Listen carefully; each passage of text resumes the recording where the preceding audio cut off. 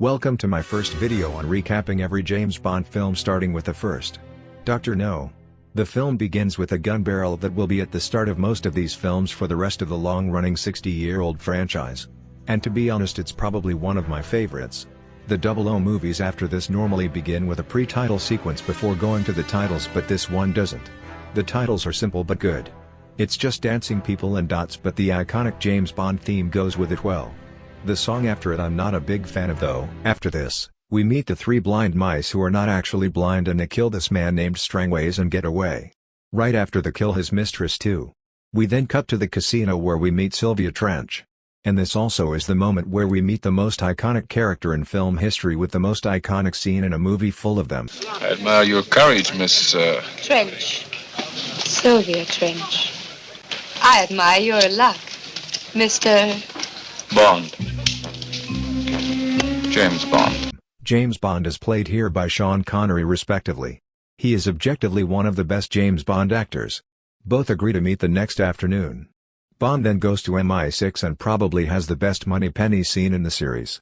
You never take me to dinner looking like this, James. You never take me to dinner, period. I would, you know.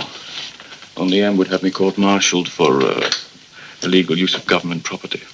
Mrs. Moneypenny is Bond's secretary and played by Lois Maxwell, who will play the character for the next 14 films. He then meets with M, played by Bernard Lee, Bond's boss, as he assigns him with the mission of finding out what happened to Strangways. We also meet Major Boothroyd, who will be later played by Desmond Llewellyn. Bond goes to his apartment and with some very loud music finds Sylvia Trench in there. Bond gets a plane and is spied on by a mysterious man in sunglasses and a photographer. He gets in this car with another mysterious man. Bond knows that he is up to no good and points his gun at him, which leads to the first fight scene of the series. The man ends up taking cyanide and kills himself. He then meets with Professor One, who we saw at the start of the movie, and Bond also meets with Quirrell, the main ally of this movie. Bond is suspicious of Quirrell and they and another man get into a fight. Bond has them at gunpoint when suddenly the man with the sunglasses shows up. It turns out they are all good guys, and the sunglasses man is revealed to be Felix Leiter, who is a recurring ally who pops up a lot during the series. They all go to a bar when the photographer at the airport shows up and slashes glass at Quirrell's face. Pretty sad. #Quirrell Lives Matter. The three blind mice have an assassination attempt on Bond, but their plan is foiled by a flashing light. Professor Dan talks to Bond and is turned out to be a bad guy. He then goes to Crab Key, the villain lair of the movie. I'll talk about the villain in the verdict, but now we get a glimpse of his voice. Sit down.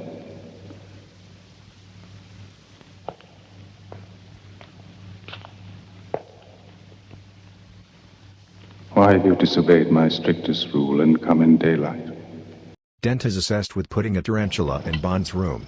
Bond goes to his room and finds a hair he put on the door earlier is missing. He goes to bed and the tarantula crawls through his sheets and then onto his arm. There is obviously a glass pane between Connery's arm and the tarantula. He then beats the poor spider to death with some very loud Looney Tunes type music.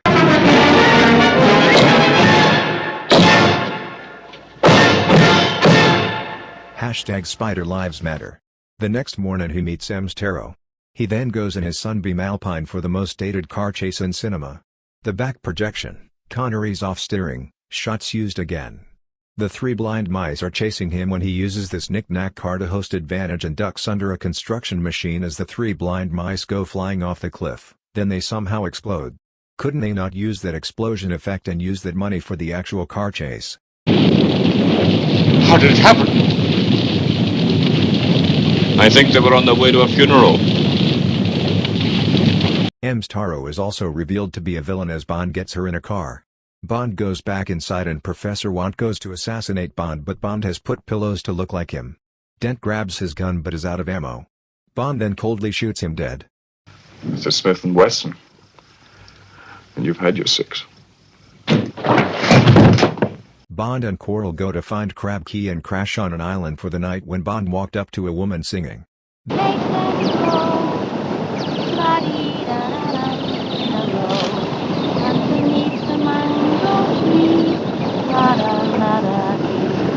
Come watch for the moon.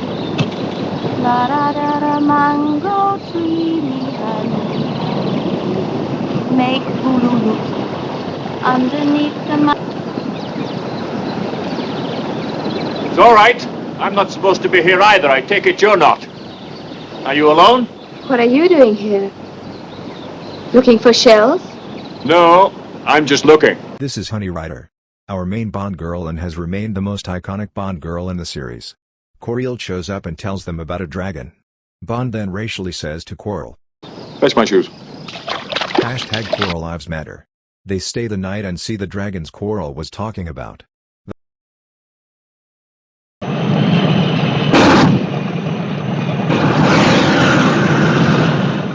Okay, Captain. If that ain't a dragon, what is it? A dragon that runs on diesel engines. You can forget the spook squirrel. When he gets within range, you take the driver. I'll take the headlights and the tires. You keep safe out of sight. Come on, Coral.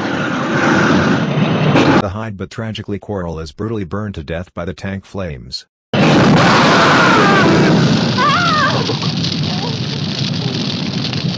Hashtag Coral Lives Matter. Bond and Honey are taken to Crab Key, and this is the scene where we finally get to see our villain. $1 million, Mr. Bond. You were wondering what it cost. As a matter of fact, I was. Joseph Wiseman plays Dr. No, our main villain of the film. He took Bond and Honey to dinner. Our Pa? With your disregard for human life, you must be working for the East. East, west, just points of the compass, each as stupid as the other. I'm a member of Spectre. Spectre? Spectre. Special Executive for Counterintelligence, Terrorism, Revenge, Extortion. The four great cornerstones of power, headed by the greatest brains in the world. Correction. Criminal brains. The successful criminal brain is always superior. It has to be. Why become criminal? Bond flips some switches and fights through the villain's guards and then has a showdown with Dr. No. They fly on a descending platform into acid. Bond used Dr. No's metal hands to his advantage so Dr. No can't climb up as he is disintegrated by the acid, killing him. Bond saves Honey and escaped Crab Key.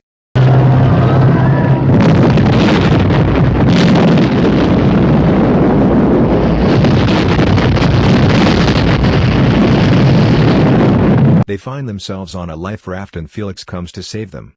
The movie comes to an end. Dr. No is one of the classic Bond movies. Unfortunately, I think it is one of the worst Bond films. Not a bad one, just boring. Sean Connery, while not his strongest Bond performance, is good in this movie just like Joseph Wiseman, though he gets little screen time, doesn't do much and only shows up at the last 20 minutes of the film. Honey is a pretty good Bond girl and I like Coral. Overall I give it a 7 out of 10.